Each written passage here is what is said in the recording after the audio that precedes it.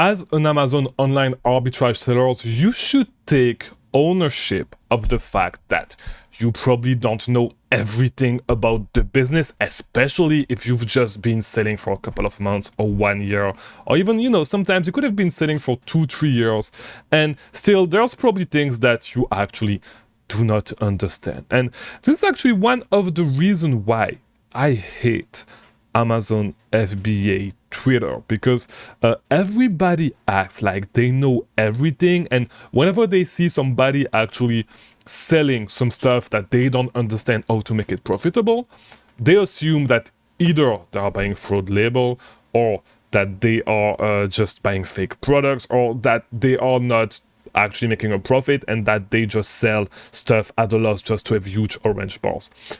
Quick disclaimer, okay, and it's not even a disclaimer, let me rephrase this. Quick public service announcement: nobody is actually selling at a loss on purpose, okay, to sell a course or to do all this bullshit. This does not exist. But you need to understand one thing.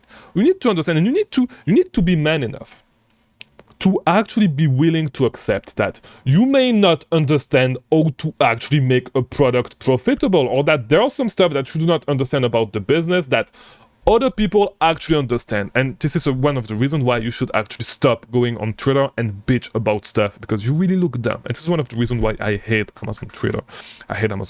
I'm actually trying to get into it a little bit, but like, it really feels corny. It's really a lot of weirdos, okay? I'm going to say it. There's just a lot of weirdos in the community, and I hate you guys.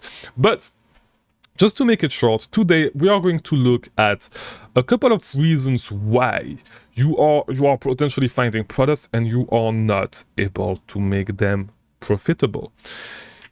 If you do not know me, my name is Mangunza. I release daily videos about selling on Amazon right there on YouTube. So you'll see my social media popping up right there. You can follow me. I'm a little bit active everywhere. Twitter, right there.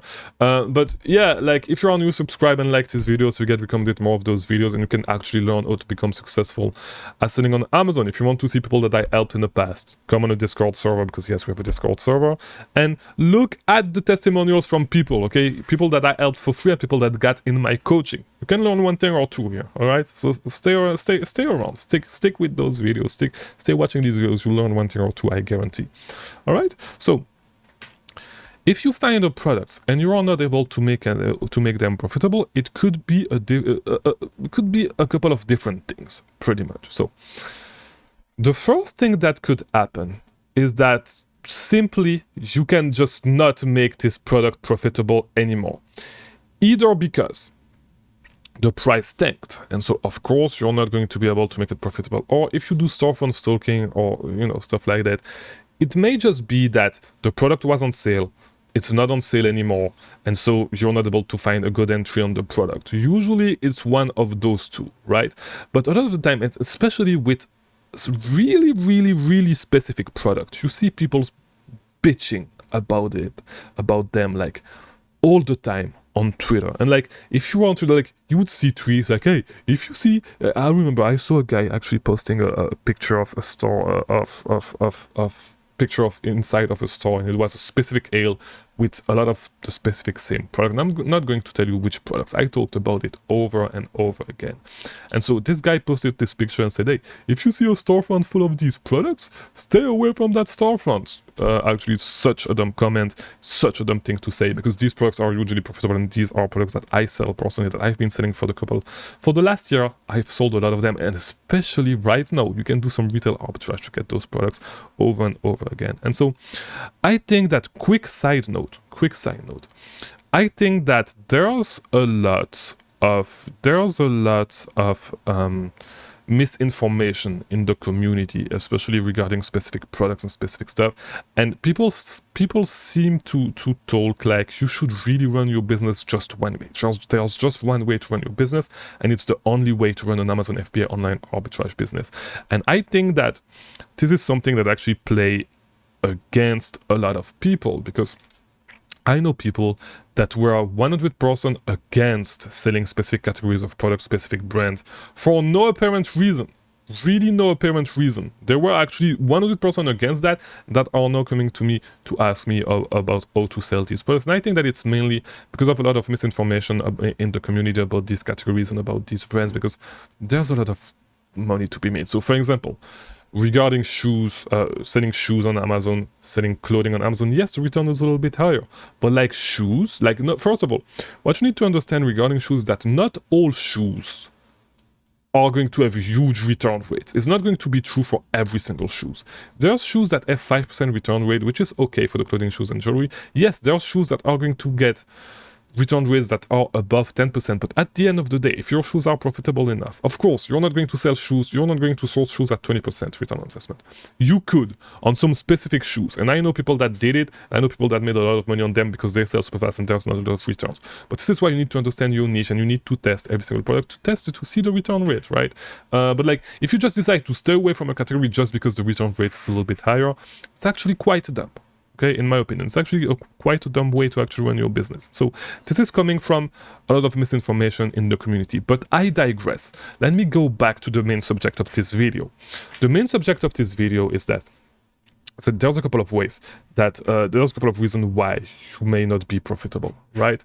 And so we already talked about the few reasons why your products may not be profitable. So as I said, your product tanked, the product is not on sale anymore. These are going to be the main two reasons why you're not going to be able to find those products, right? There's other reasons, and there's one in particular that a lot of you guys are underestimating and that a lot of you guys are actually not understanding. You need to understand some things, okay? And I know if you listen, fuck these guys on Twitter, fuck all of you guys on Twitter, I do not care about what you say. And the truth is that most of the guys that you're going to see on Twitter, okay, on Amazon Twitter, are fucking weirdos that will not even show their face to the camera. And like, to be honest, if you're not willing to stand for what you say, especially if the whole point of you being on Twitter is actually talking shit about other sellers, you're a bitch. I'm going to tell you, you're a bitch. But whatever. So this is why you should actually disregard what a lot of these guys are actually saying, because they are not willing to actually put a face. If you see that people do not have a profile picture, do not listen to what they are saying, because most of the time, like, they are not willing to put a face in between. They do not want to be associated with what they actually stand for in this business, and so these people are actually bitches, and you should not listen to them.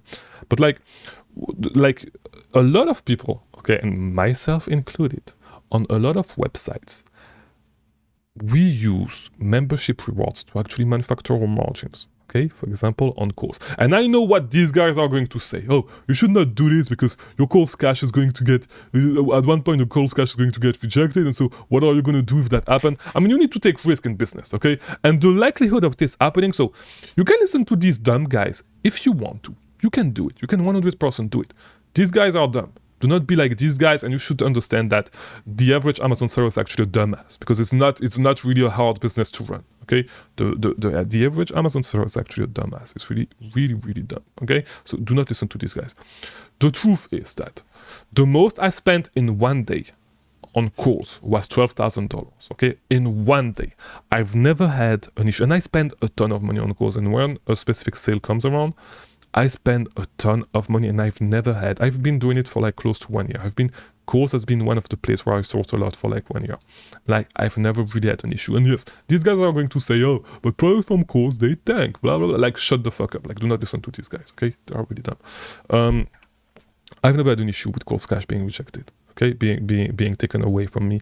And so, for you to understand, if you buy inventory on course, like, you're going to get some course cash as part of, and I use course cash to manufacture my margins. The only issue is that course cash, you need to spend it. So you're going to get the course cash the week after, and you have 1 week to spend it. So stuff like, it's usually going to be how it goes, right? So with course cash, as the course cash is going to expire, you need to be able to spend your course cash fast. And if you use your course cash to manufacture your margins, your whole goal is to actually be able to get your course cash out of course by actually spending it and breaking even on products on course, right? So this is why also sometimes, especially if you actually are sourcing somebody that is actually sourcing on websites as course that have membership rewards, you are going to you are going to find a lot of products that you are going to see are going to be at break even. And so the only reason why is because they are just trying to get rid of their cold cash. And so if they can just break even on the product, they are getting the cold cash, they are getting the cash that they actually had as profit when they actually manufacture their margins, right? So this is one of the big things that you need to understand.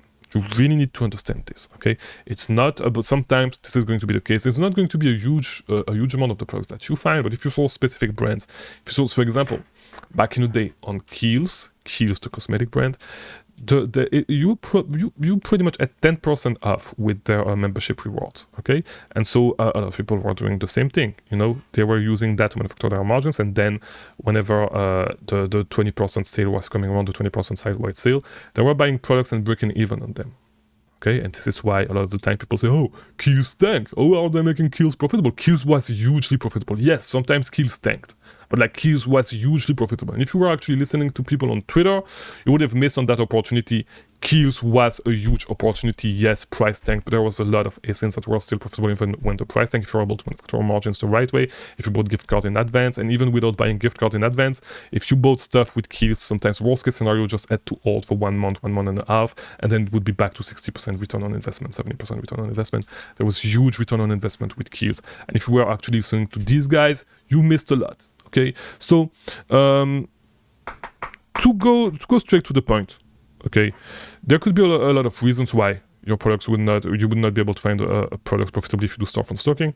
Could be that the product tanked, could be that the product is not profitable anymore because you do not get a good entry anymore on it, could be because it's a product that was bought to actually get membership rewards out of a website, and so you were fine with actually breaking even on that because you actually calculated that as profit on your first purchase. So this could be the 3 main reasons, or it could be, as I said, it could be that just was a mistake when also right now there's a lot of mistake with the product calculation, with the fees calculation with Seller Amp, because if you actually look at it, the fees that are calculated on Seller Amp are from 2023, and the fees changed a little bit. And so there are some really specific type of products that you can actually get that would show that they are not profitable on Seller Amp, while they are actually, if you actually look at the real fees that you're going to be charged for those products. So, you know, could be that as well, but you are too dumb to actually look into the fees and understand the fees, okay? So yeah, to make it short, do not listen to people on Amazon Twitter. Okay, those people are actually dumb. Those people are actually dumbass that just happened to stumble upon Amazon at the right time. Okay, they just were at the right place at the right time. That's it. Okay, and we need to understand this regarding Amazon. You do not need to be a genius to sell on Amazon. So this is why you're gonna have so many bad takes about a lot of stuff on a website like Twitter, where everybody can, when everybody, even cohorts, can actually come and actually talk about stuff. Okay, and this is what I really hate about Twitter.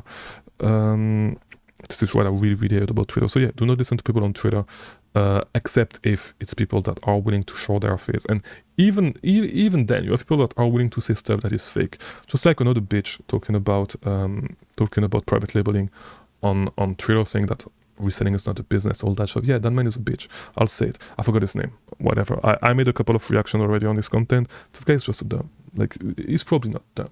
Okay, you know what he's doing, but yeah. So do not really listen to people on Twitter. A lot of cohorts, a lot of bitches. Run your business the way you want, as long as you're profitable, as long as you understand your numbers. That's what's count.